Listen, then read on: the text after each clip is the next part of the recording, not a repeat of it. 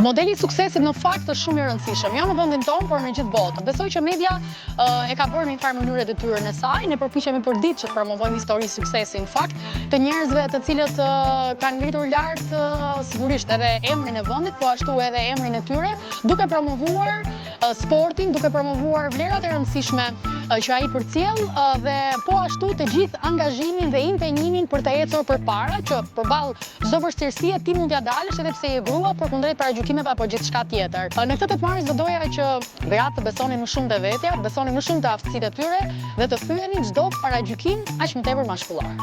Për mua kjo ndeshje është një festë të solidaritetit mes vajzave dhe grave. Pra nuk është thjesht një lojë, por është një mesazh i fortë që ne duam të japim dhe të themi që të bashkuara mund të kalojmë çdo lloj fizimi dhe vështirësie. Pra është mënyra jonë për të treguar që 8 Marsi nuk është vetëm një ditë për lule, por edhe për veprime dhe ndryshime.